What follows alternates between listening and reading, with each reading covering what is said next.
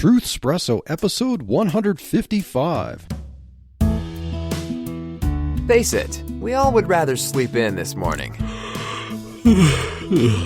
That's why God gave us espresso, to kickstart our zombified corpses into hyperdrive. And now, giving your mind and soul the morning shot of truth it craves. This is Truth Espresso with Daniel Minnick.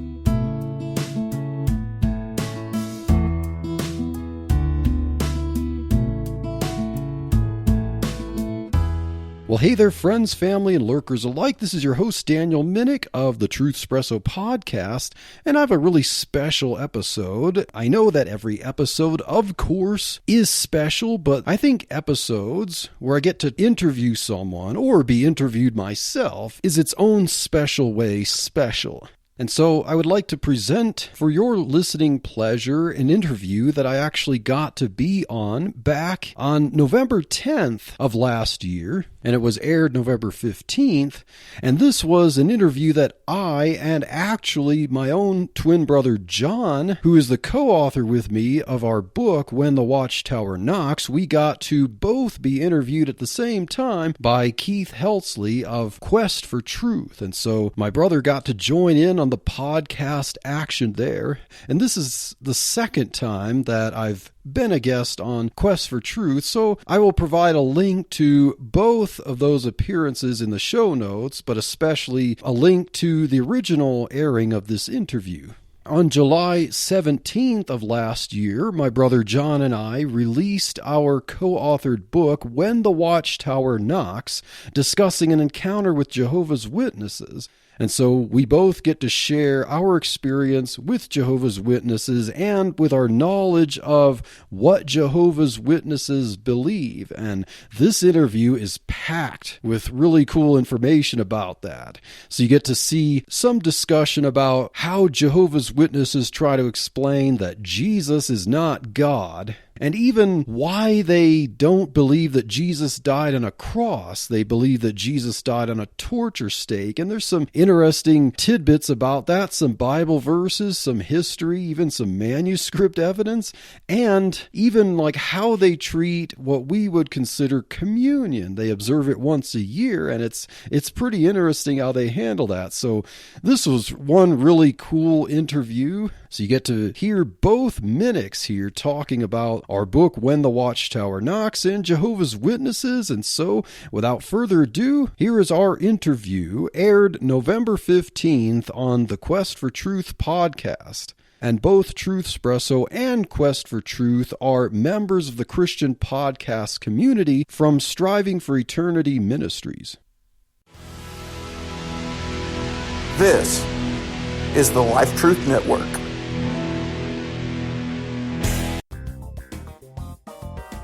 Hey everybody, this is your host Keith, and welcome to Quest of Truth. I'm in Church House Studios in the basement, deep in the bowels of the church house, and I had to do a special setup due to the special nature of having a lot of kids in the house and needing to do an interview.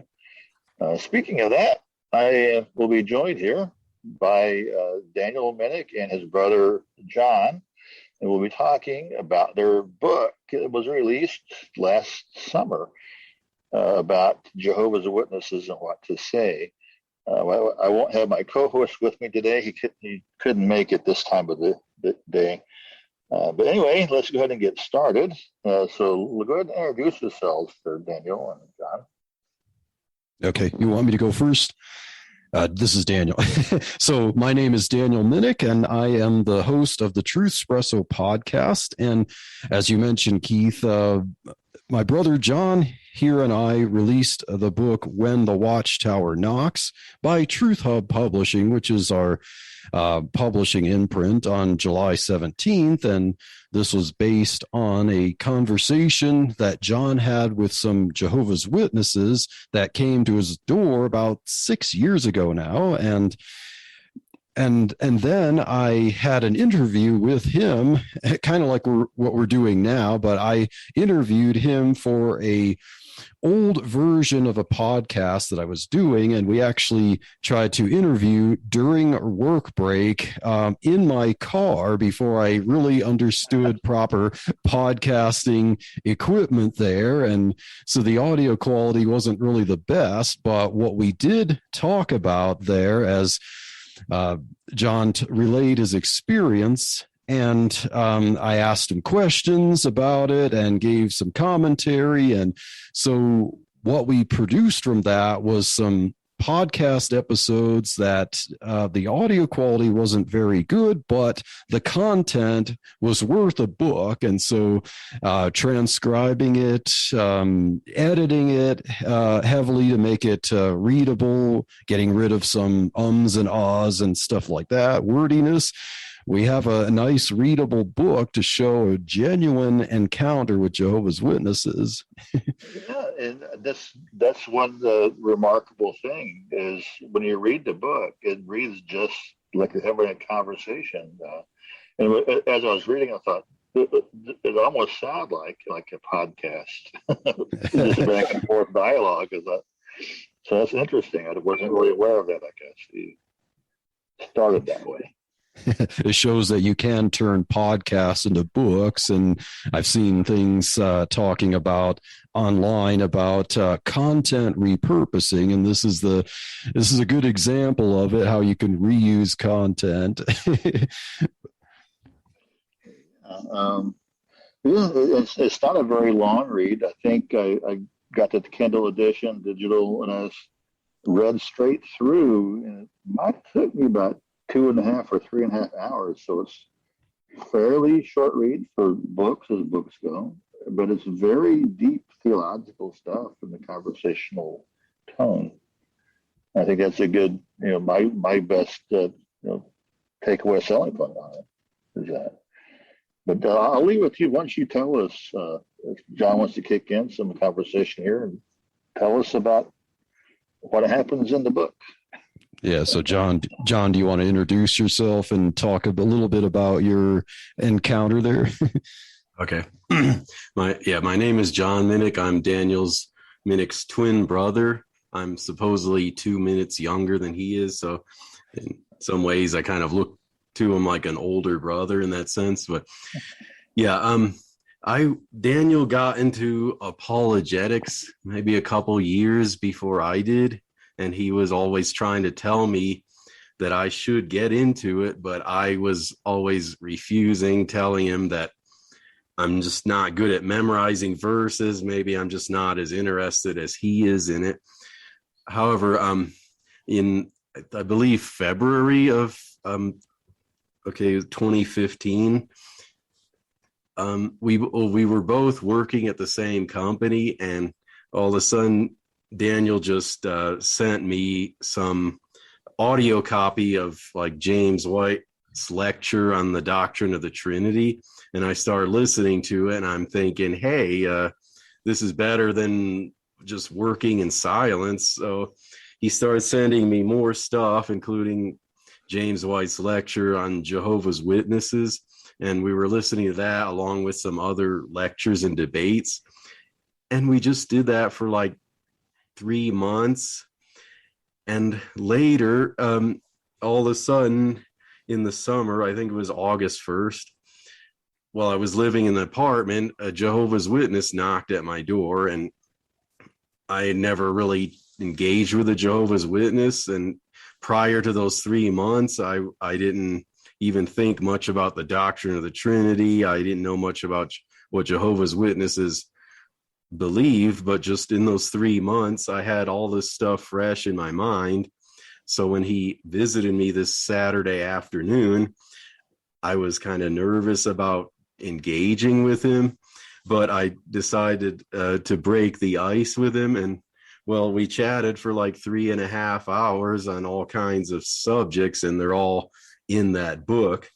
So a lot of times I joke with Daniel, like, I think, poor Nick and Vince, like they had no idea that when they were coming around just handing out tracts to invite people to see their play, that they would converse with someone who would end up making the conversation into a book, which kind of shows that you can pretty much turn anything into a book if it's interesting, or thought provoking.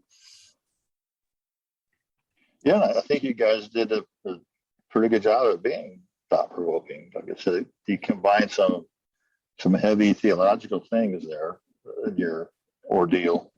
And I have to say I'm impressed, because in the book you do admit you weren't really up on apologetics or scripture, but the way it comes out in the book, you seem a lot smarter than what you want to admit. Yeah, I know. It's surprising how much you can learn in 3 months if you're listening to a bunch of lectures and debates on something like, such as Jehovah's Witnesses, and then all of a sudden you come across one and you're like, man, all this stuff's still fresh in my mind. Wow. Yeah. Well, that's great. Yeah, I mean, because obviously a lot of people, I think maybe in your book you made a mention that some people just slam the door in their face or just not interested. And I know, myself being a Christian, that was my go-to approach, is I didn't want to hear it and I just send them on their way. But just before I started recording, I was telling Daniel that I did have an experience through the course of the summer. I did a lot of listening because I absolutely did not know about what they believed.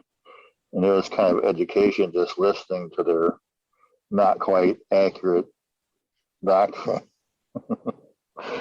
But anyway, this is your time, so say whatever you want to say about what you learned or what they might have learned from you, or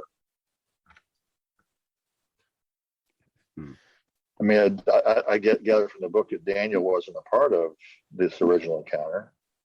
Yeah, I wasn't involved in the actual encounter, because after John had it, he texted me and told me, hey, I just had a 3-hour conversation with Jehovah's Witnesses, so I wanted to know about that. And he kind of outlined it for me. And then I thought, oh, this would be really good for a podcast. So I asked him questions about what they talked about. He tried to recall everything he could.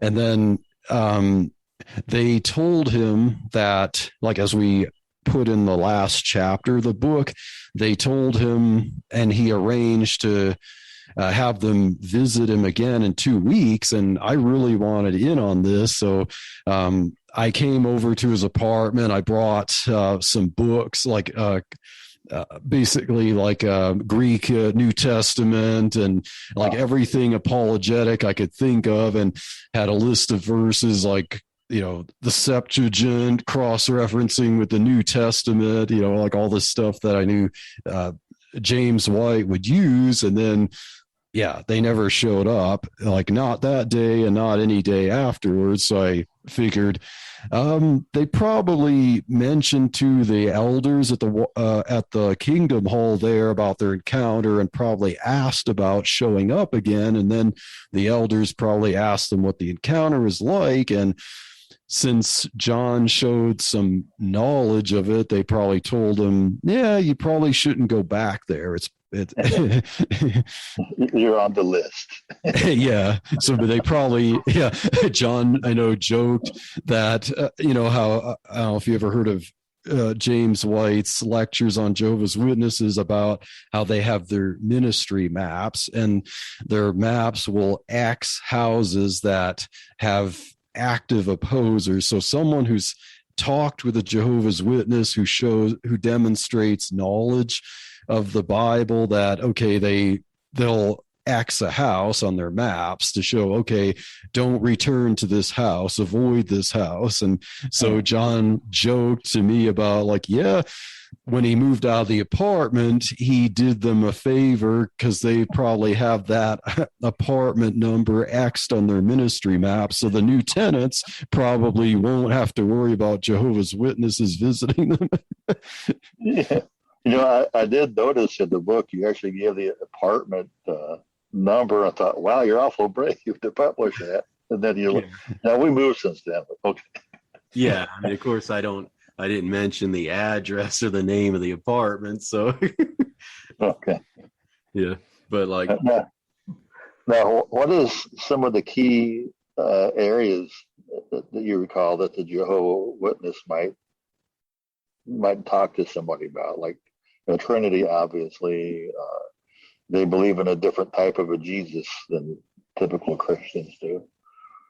Is there anything else that would come to mind, or could you maybe expound on something for those topics? of course, the first verse that Nick brought up with me was John 1:1 in the New World Translation. And of course, he emphasized that verse said a God, and then he clarified in his view. So that means Jesus is a God, but he's not the God. And then and that's definitely a good point. And people who don't understand the Greek behind that maybe don't get how important the little word "the" can be in the Greek, because it can change the meaning of a noun. I know that in the book we did talk a little bit and about John 1:1. We also did mention, as James White would say, don't go to John 1:1 if you could help it, but you can discuss it later on. But yeah, John did discuss that with him. But in the book, we talked a little bit about what John 1:1 means and how, there is no indefinite article there. There's nothing that would indicate a God. And, it's a, kai theos ein halagos. The theos there is a preverbal and arthrous predicate nominative indicating quality, like describing the nature of the logos, of the word there, Jesus, rather than indicating which God he is. It's saying that he's God by nature. And so, yeah, that's what the Jehovah's Witnesses won't accept. Yeah, and further down in John, it kind of hammers it home, because it says, the Word became flesh. The Word meaning the Word that was in John 1, the Word meaning that Jesus is who became flesh. So clearly, you have to take it in its context. It's just saying that Jesus is God. He's the nature. Jesus has the nature of man as well. That can be difficult, no doubt. Another interesting thing about this topic is to engage Jehovah's Witnesses about who they claim Jesus is. Like they believe that Jesus was Michael the Archangel. Before he was Jesus the man, he was Michael the Archangel, the first and greatest creation of Jehovah God, the only direct creation. And then through Michael, Jehovah God created all other things. So, Jehovah God directly created Michael the Archangel, and then Michael the Archangel becomes the master worker, who then, through the power of Jehovah, Michael creates and fashions all other things. But then once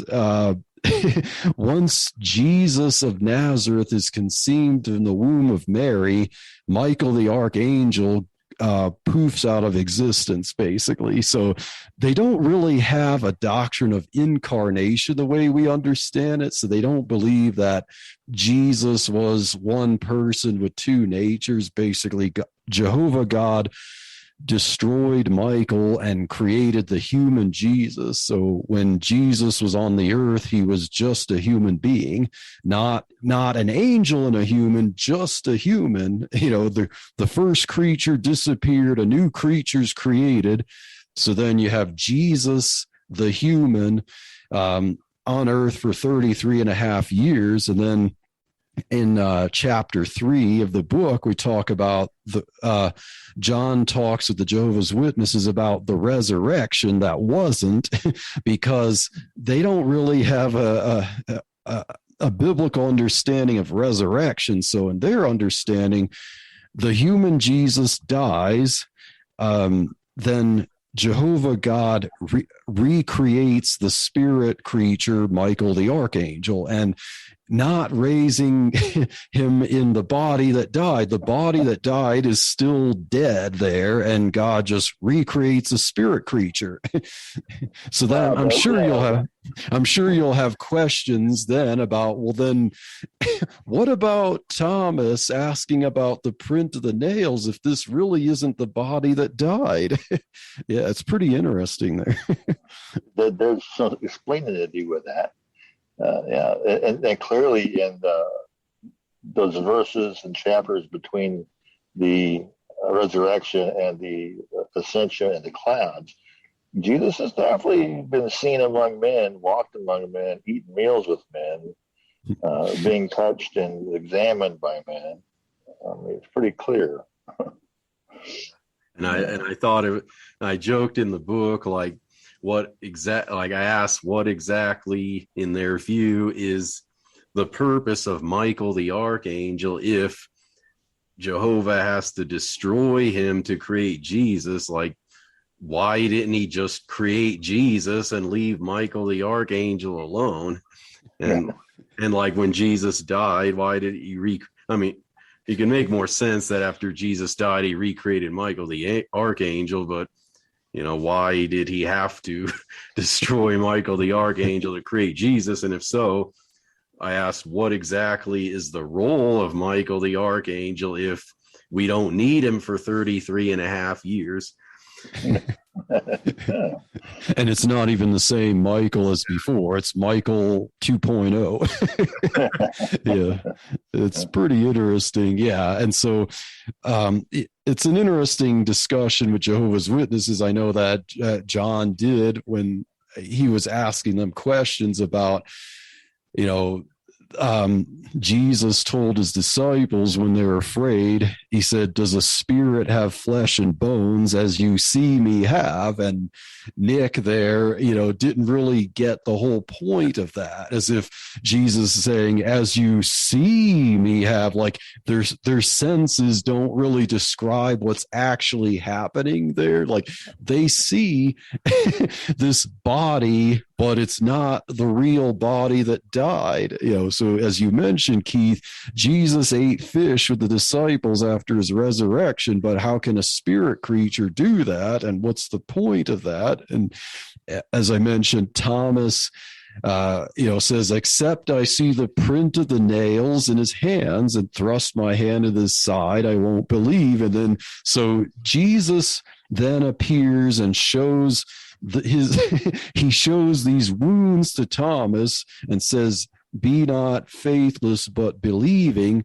So what exactly is Thomas believing there if what the body that Jesus or Michael materialized for Thomas is not the one that was actually impaled on the torture stake, which is another topic we could talk about with Jehovah's Witnesses, because they don't believe Jesus died on a cross. They believe he died on an upright pole that they call a torture stake, and their reasoning for that. I kind of caught that nuance. I mean, I've heard of that before, but until I read it in your book, it didn't really dawn on me why they consider that to be so important, because the Romans were pretty good at crucifying people, and they did impale them on, crosses or stakes or whatever.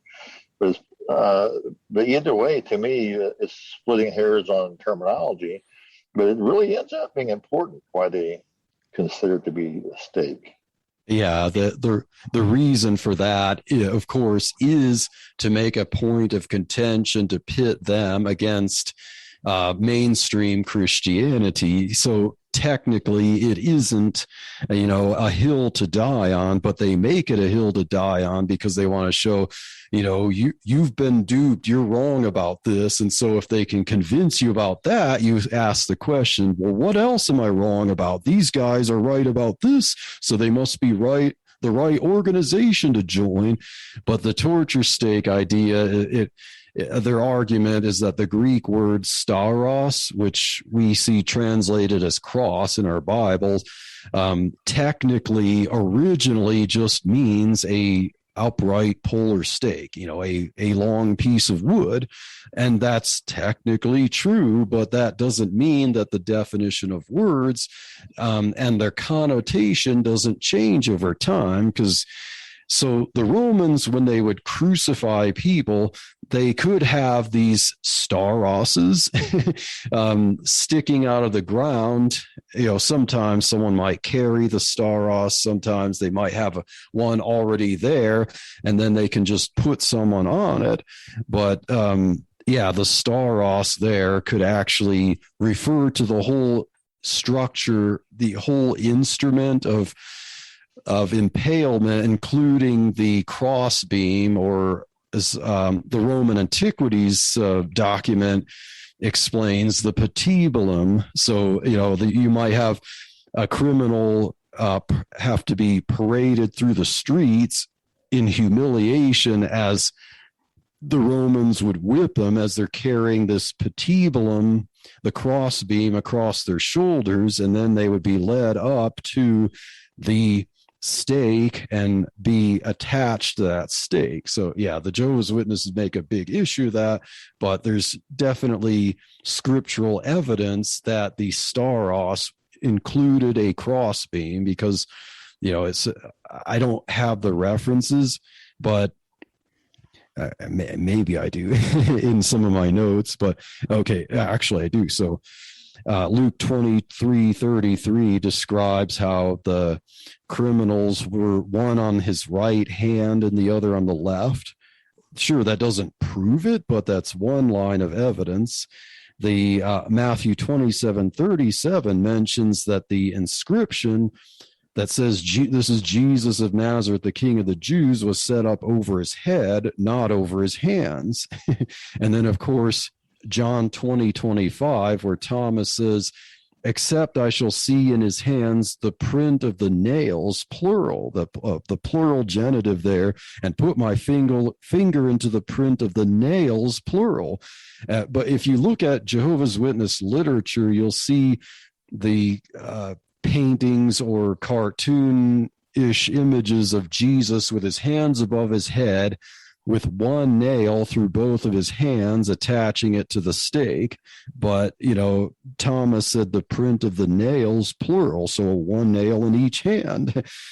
And then another scriptural evidence possibly showing the structure there is in John 21, verses 18 through 19, where Peter is concerned about, the Apostle John, and Jesus saying that, if it's my will that John tarries till I come, what is that to you? But then Jesus tells Peter about how he would die. And he says, when you're old, you will stretch forth your hands, and another one will clothe you and carry you where you don't desire. And he said, this he spake, signifying by what death he should glorify God. And then Jesus says, follow me. So it indicates that Peter's going to die in a similar manner that Jesus died, but he tells him he's going to stretch his hands and be carried.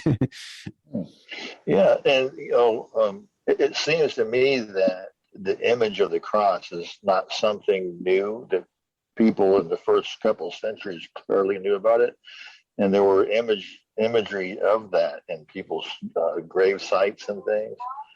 Yeah. So it's not just something somebody made up 1,000 years later. Yeah, exactly. The Jehovah's Witness claim is that Constantine introduced the cross as a pagan phallic symbol based on the god Tammuz from, Mithraism or whatever his pagan religion was. But yeah, we definitely have historical evidence, as you mentioned. There's a 2nd to 3rd century cave drawing, so at least 100 years before Constantine, there's a cave drawing of a pagan mocking a Christian, and it shows a donkey like attached to a cross with its arms stretched out, and it says Alexamenos worships his God. So it's mocking Christians worshiping the animal, because they'll talk about Jesus is the lamb that was slain, but they have a donkey there and they're mocking him. But it shows him and a cross structure. You also have the papyri manuscripts. I don't know if you've ever heard of the Nomina Sacra, where the old papyri manuscripts, like before we had the modern Greek ones where you have lowercase letters, the minuscule manuscripts. Right. It used to be that, before the scriptoriums and stuff, you had uncial manuscripts where everything's all capital letters, no spaces, no punctuation. But Christians developed this way of copying manuscripts, and they had certain holy names and words like Lord, God, Jesus, Theos and stuff. They would abbreviate the word, and then they would have a line over the top. These are called the Nomina Sacra. So say Theos, they would write it as just the T and the S, or, Theta Sigma, and put a line over it. But Staros, as I mentioned, the word that Jehovah's Witnesses like to prove their case, this is very interesting because P75, P45, P66, these papyri manuscripts have what's called the starogram. So one of the Nomina Sacra is the word staros, abbreviated like STRS, sigma, tau, rho, sigma. And the way it's abbreviated, they'd have the T, the tau, and then the rho, the R, and the rho would be transfixed, projected upward on the T. And so it's like a little pictogram where it looks like a human figure on a cross. And that's the actual word for staros, to picture Jesus on a cross. So yeah, that's more proof that they recognize that Jesus died on a cross.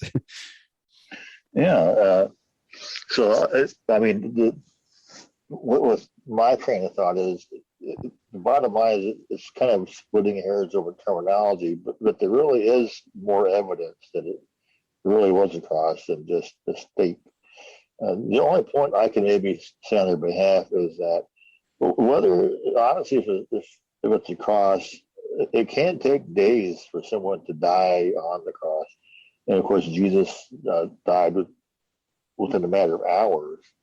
And on one of your books, you mentioned, well, this is why it was a stake, because they could die fast. Well, it's not the death on the cross itself. I mean, it was all the beatings and the scourging and the blood loss and dying of exposure that really is what people died of on the cross. It wasn't the fact he had nails in your hands or feet. There's a lot more behind it, a lot more gruesomeness that people really know about. It's not just being nailed to a piece of wood. But yeah, it's definitely interesting that they have the elaborate theories about something like that. Oh yeah, like what just dawned on me like a couple of days ago, like the first verse that was mentioned in the book that Nick brought up was John 1:1. The very last verse that mentioned in the conversation by Nick was John 17:3, which says, "And this is life eternal, that they may know thee, the only true God, and Jesus Christ, whom thou hast sent." And he tried to emphasize that Jesus called the Father the only true God, to try to debunk the Trinity. But it's funny, if you actually take the first verse he mentioned to me and the last verse he mentioned to me and pair them up, it kind of brings a question to my mind. So first, in John 1:1, he says that basically claiming that the Word was a God, but not the God. Yet John 17:3, Jesus is calling the Father the only true God. So the question that comes to my mind is, if you pair these verses together, would that be claiming that Jesus is a false God? Or, I mean, I'm sure some Jehovah's Witnesses have an explanation for that, but it would have been interesting if I thought of a question to ask Nick and see how he responded to that. creative uses of that good old word, the. Yeah. Yeah. Yeah, you get in trouble if you try to build too much elaborate theories out of little words like the or having a steak. Mm-hmm. Yeah, it's funny. Just a couple days ago, I got the Kingdom Interlinear translation of the Greek scriptures. Of course, if you go to John 1:1, they have the proper Greek there, and they even have English words under each Greek word. And so they say under each word, they say in beginning was the word, and the word was toward the God, and God was the word. And of course, when they say and God was the word, the God there they have in lowercase, but God in the other and the other words is in caps. But of course, then the column to the right has the New World Translation saying in the beginning was the word, and the word was with God, and the word was a God. And then they have a note there that says a God in contrast with the God. See appendix under John 1:1. Yeah, well, yeah, translating from Greek is definitely a skill. I make my own notes as like that, where I take word for word, transliteration like that when I'm writing my notes, and then I'll try to make sense out of it by comparing. Well, what does King James put this? How does NIV put this? How does NASB put this? And it's like, okay, I see what they're doing. I see where they're coming up with this phraseology. But and most of the time, in the Jehovah's Witness Bible, it's close enough, but they do try to bend things a little bit. Yeah. To fit their theory, which goes back to a book that they gave me to read called What the Bible Really Says. And after I read it, it's like, this isn't what the Bible really says. It's what you're telling me the Bible says. And it's not what the Bible says. Yeah. Now, I understand you guys had a conversation with Jehovah's Witnesses just recently, right? Mm-hmm. Yeah. Did you want to talk about that? Yeah, you could start, John, if you want. Oh yeah. Let's see. Well, I know a couple of weeks ago I found a letter in my mailbox, and it was from a Jehovah's Witness, and he attached a tract in there that was called like Who Really Controls the World. And of course, when you read it, it kind of hints that it's Satan, it would show like pictures of like, looks like a Catholic priest, and then like a bunch of military, and then some guy beating up some other guy, and then looks like a typical Protestant minister with a suit and tie holding a Bible standing behind a pulpit, and just kind of gives you this idea like all of this is just corrupt or something. but like, so I emailed the Jehovah's Witness back and asked him like, hey, I'd be interested in talking to you about Jesus and the Bible.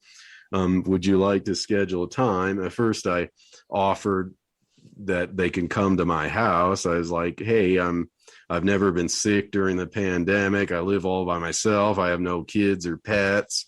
I keep the house clean. You don't have to worry about getting sick there. You can come over. And then he's like, replied, thanks for the invite, but we don't come to people's houses right now. We can talk over Zoom. And I was like, that's fine. My brother would like to join me. And he's like, hey, that's great. My wife would like to join me. And so we scheduled it, and it was last Saturday. So I went to Daniel's house, and we got on his Zoom call with them, and we had a 2-on-2 discussion. Yeah. And so, I know John did a lot of studying and I did a lot of studying. We both prepared a lot of notes because we didn't know what this discussion was going to be like. So we want to be prepared on any topic, especially the Trinity, the deity of Christ, I don't know, things like paradise, earth, anything like that. And I even prepared things for the fact that the Jehovah's Witnesses claim that the Bible that we have takes out the divine name. So, where you don't see Jehovah in the New Testament. So I had questions like that. But our conversation with them was a little disappointing because we found out at the beginning of the conversation that they were pioneer ministers. So they were an older couple. They had been Jehovah's Witnesses for at least he was Jehovah's Witness for about 30 years. And so we're kind of excited about that, a little intimidated, but excited, also thinking, whoa, they could probably answer a lot of our questions. But as we're interacting with them at the beginning, and they're kind of talking about the issue of the tract, who controls the world, and we're asking questions about that. The fact that we quoted some verses, I mentioned Jesus said, all power is given to me in heaven and earth. He, on the road to Emmaus, told his disciples about, you're slow of heart, not to understand all that the scriptures say about me. And he expounded to them. So they said, you guys seem to know a lot about the scriptures. Are you here to argue with us? And, we'd have to tell them, no, we just want to ask some questions and get some answers. That's what we were trying to do. But as we're talking about things like the Trinity, and they started to get pretty antagonistic. Like they kept iterating the fact that they did not want to argue. And if we were there to argue, which we said we're not, we want to ask questions, but they didn't want to, they said they weren't prepared to go in depth into anything. So, we were okay with setting up another time that we could pick a topic, we could discuss that topic in depth, and everyone gets time to prepare for it. But they were questioning our motives for wanting to talk with them. They're questioning about, if we're recording the conversation, if we're going to use it for something sinister. And so they said they didn't want to talk to us ever again. So we got a little bit in there in the form of questions to ask them. John showed them Isaiah 45:23, where Jehovah God says that the word has gone out of me in righteousness and shall not return, that unto me every knee shall bow, every tongue shall swear. And then had them look at Philippians 2, where it says that, every knee will bow, every tongue will swear and confess that Jesus is Lord, to the glory of God the Father. And, we could see that the wheels are spinning a little in their head there to try to figure out how to make sense of that. But other than that, they were very averse to having any kind of in-depth discussion because they didn't want to argue. Yeah, it's funny how like especially the wife was constantly saying, why are you here? Like she kept like, are you here to learn or are you here to argue? And it was, and she said, like, I can't figure it out because like, it seems like you are agreeing with everything we have to say. So I'm kind of like suspicious as to why you're here in the discussion. If you want to argue, because debate and argue is not nice, and we the whole conversation, we did not say anything bad about anything they said. We didn't criticize anything they believed. We're just nodding our heads with everything they said, and including when they were constantly telling us the doctrine of the Trinity is ridiculous. It's illogical. It makes no sense whatsoever. It's not taught in the Bible. the Bible clearly claims that Jesus is a created being and he's not God. I mean, they were saying this like blatantly at us. We were just nodding, and then we just say, hey, we have a question for you. Can you read these verses? And it's like, I didn't think we're the ones they're debating like they were. We didn't say anything like what you teach is ridiculous, or like all we did was ask them questions and nod our heads to whatever they said. Yeah, we didn't in any way demean them or cut them down, even their beliefs. We were just there to try to see what they believe and ask questions to get them to think, of course, but in no way were we confrontational. You just had to pick the right topics that they got leery about, I guess. Yeah, I mean, I guess Jehovah's Witness, they kind of come at it where they have the upper hand, and a lot of times the people they're talking to don't feel comfortable with their level of scriptures or knowledge of the faith, and so I can see how people could be intimidated. And to me, it doesn't seem like it would take an awful lot if you have you know what you believe, apologetics, and why you believe it. It doesn't take an awful lot to really, counter some of these odd little heresies, I guess you would say. Saying that Jesus isn't God and that he was created and he's not supernatural, whatever. So, yeah, definitely some key points there for people to be aware of. Yeah, and it's like my final plea when especially the wife just kept on. Wait, is there something wrong with my audio? No, I hear it just fine. Oh, okay. I was hearing an echo or something, but okay.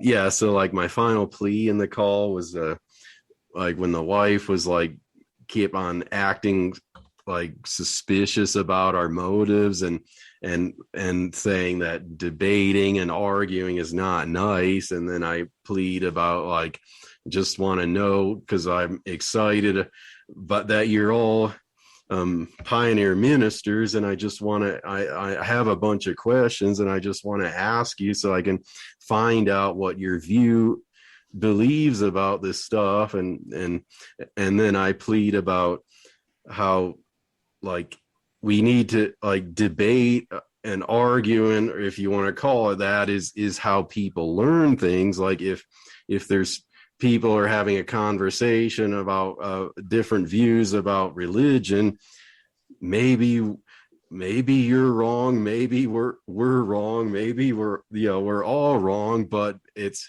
healthy to talk about this stuff to find out if you're wrong, and maybe put some like seeds in your head you will think about later and hash them through your mind to see if maybe you are wrong, because they kept on arguing that look, you're not going to change our views, so don't even bother. Like, we're not going to believe in the Trinity. Are you trying to make converts out of us? And we'd be, no, we're just asking questions.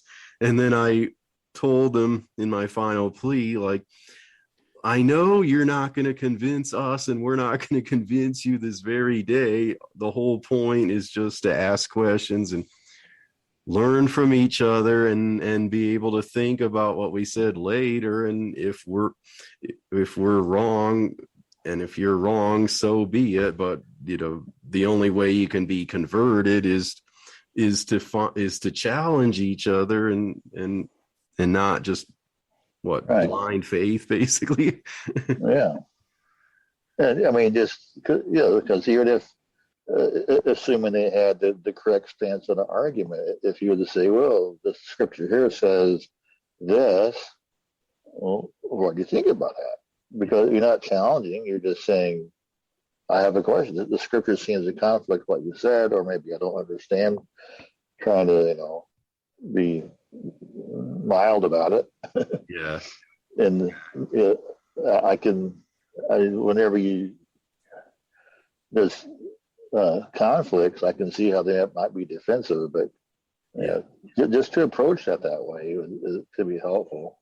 Yeah, exactly. Because from my point of view, if what the Watchtower teaches about what the Bible says is correct, what's wrong with asking challenging questions? Because they should be able to give you the answers.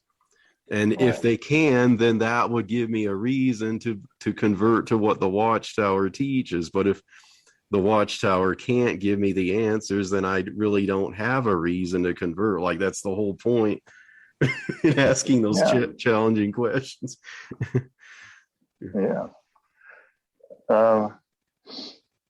Definitely.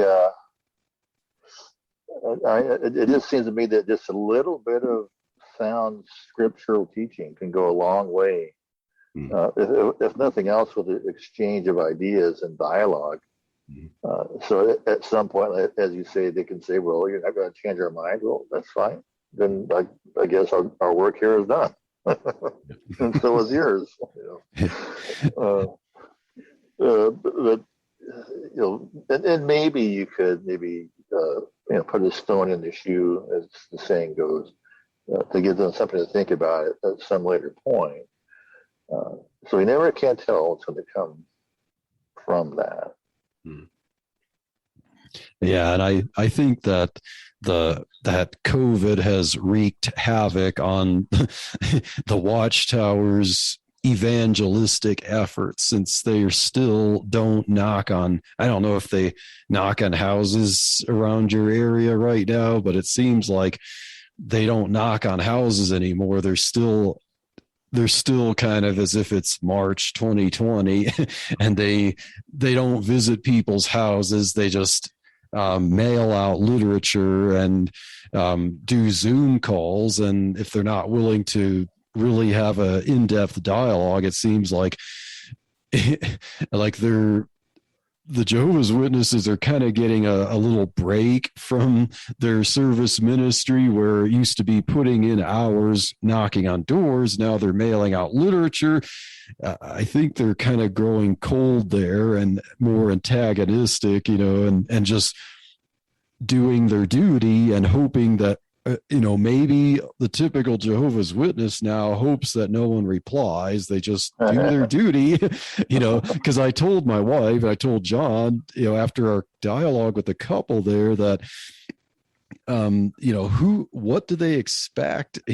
Who is more likely to follow up with mailed literature requesting to talk with them? Someone who just somehow is at the end of their ropes and is ignorant of things and thinks that, hey, maybe I should talk to the Jehovah's Witnesses. They probably have the answers after looking at some brief literature there, or someone who really wants to talk with them because they're committed Christians. So I think they should be kind of grateful about that someone actually did want to talk with them. But the likelihood is going to be someone who knows a little something about them.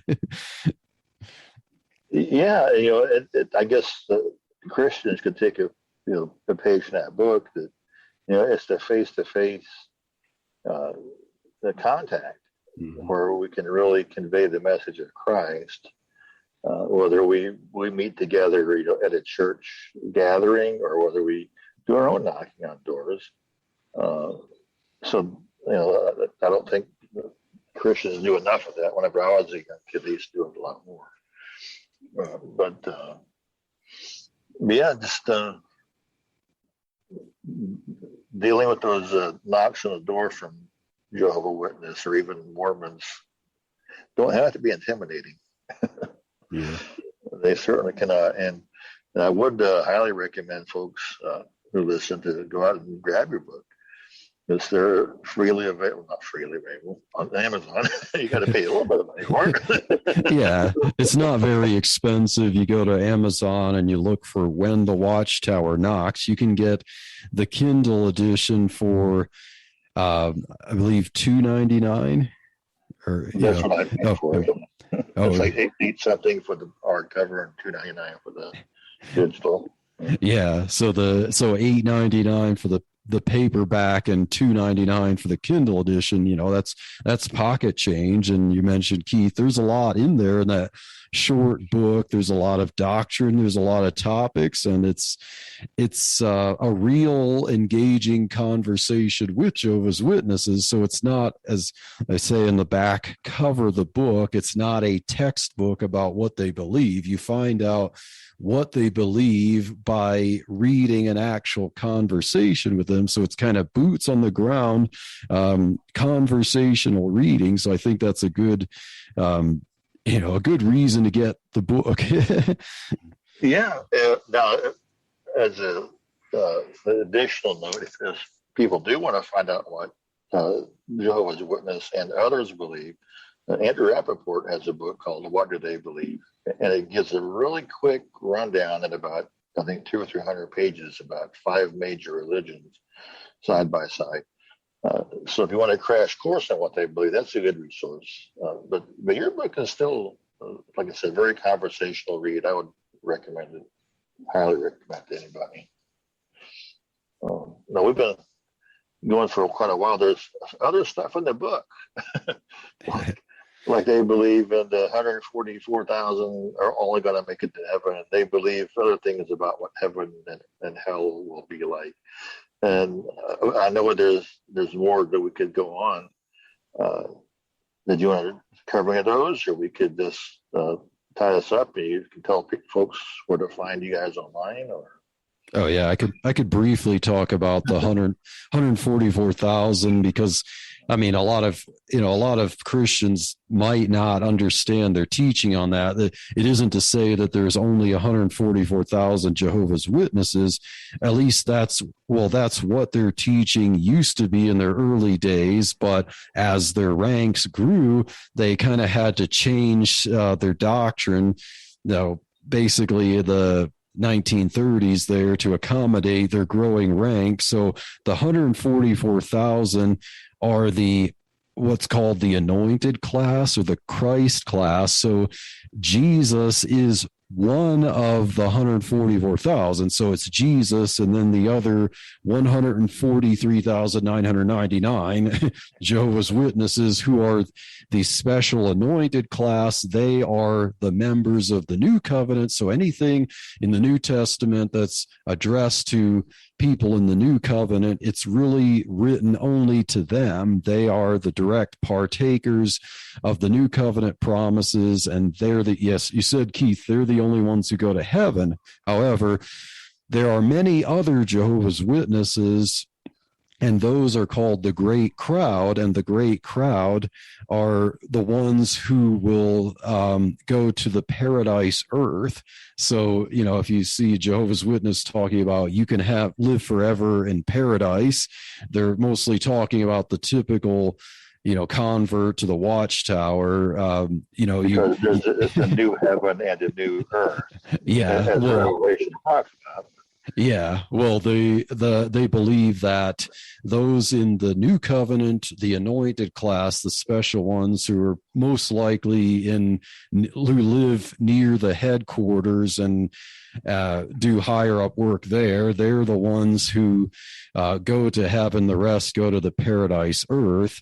The anointed class actually are the only ones who can partake of their version of the Lord's Supper. So every year on Nisan 14th, the Jewish date for Passover, they have their version of the Lord's Supper. So once a year they have the memorial supper, and they invite the public to go to it. And I can only imagine, I haven't tried going to it yet, but I can imagine it's probably awkward when you're a ignorant member of the public who decides to attend it, because once you go there and they start to pass the bread and the wine, it could end up being that no one in the gathering partakes, because only the anointed class, the ones in the new covenant, those who are of the 144,000 could actually partake, because they're the only ones in the new covenant, and the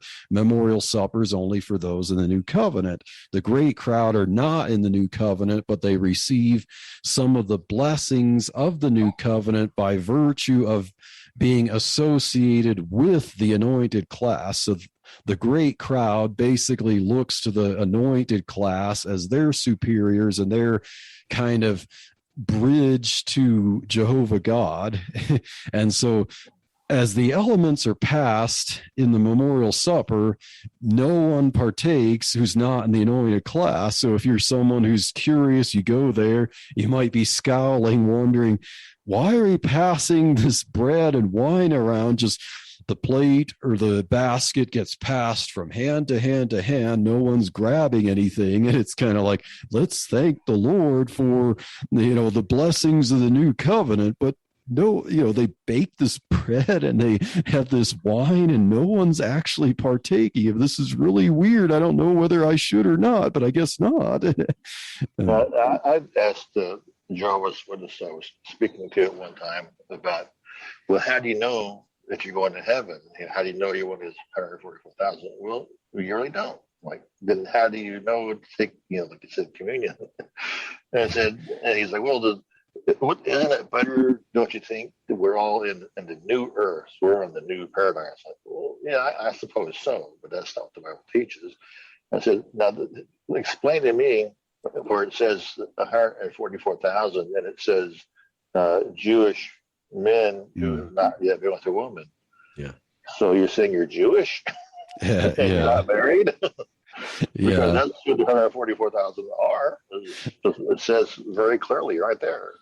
Yeah, and they're divided evenly from the 12 tribes. So, do all the anointed class from the watchtower that are both men and women, regardless of their virginity or Jewishness. They're not from the 12 tribes of Israel. Like, if they want to take the Bible literally, what do they do about that? Yeah, it's interesting that they could take, the number strictly literally, but none of the features of that number. Yeah. So that, to me, that's a good way of what they say the Bible says, but it's not what the Bible just said there. Clearly, I don't qualify to be in that 144. So, by your rules, I would be part of that crowd living in the new earth. Hey, I'm okay with that. Yeah. But anyway, I know we could go on for quite some time, but I think we might go ahead and call a halt to our discussion and everything. And so, now, John, do you have any web presence, blogging, or podcasting, or anything you do? Or me? I know that. Me? No, I don't have a podcast right now. I'm just kind of doing my own thing. Like, I'm like doing some writing and stuff, but Daniel does most of that work there. All right. Yeah, I'll have to have him as a guest on Truth Espresso sometime. But yeah. Yeah, and I do recall. At first, I didn't until you mentioned your book came out last June or July. I thought, oh yeah, I remember he was on your podcast. Your podcast. Oh yeah, because we had the release. We made the release video for when the book went live, and then we put the audio of that as an episode of Truth Espresso. Yeah. Now, of course, Daniel, you're going to talk about your podcast, or folks can find you and yes. listen. So Truth Espresso is a podcast. It covers a lot of topics: theology, politics, practical Christian living.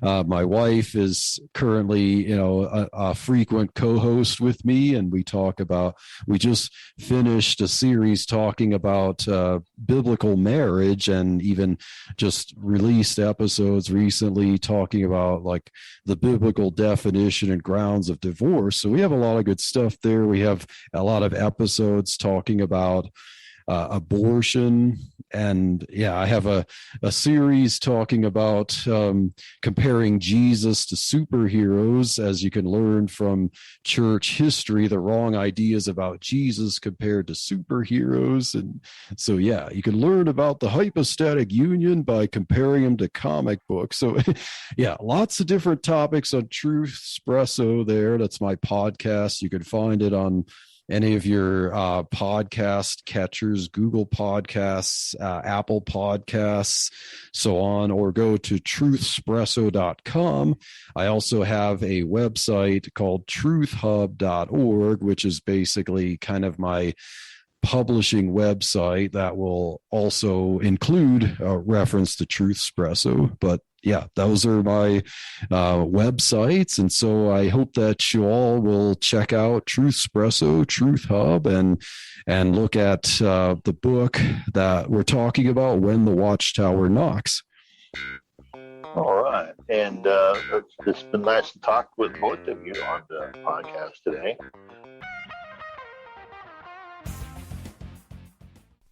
Well, I hope you enjoyed that interview. I really enjoyed participating in that interview, and I'm sure my brother John did, because that was the first time he was ever on a podcast, and I think he did pretty well for that. And I hope you enjoyed all of that good information about Jehovah's Witnesses. And so if you're interested in our book that we just talked about in that interview, When the Watchtower Knocks, discussing an encounter with Jehovah's Witnesses, I will provide a link to where you can get the book in the show notes. And so stay tuned for the next episode of Truth Espresso, and God bless.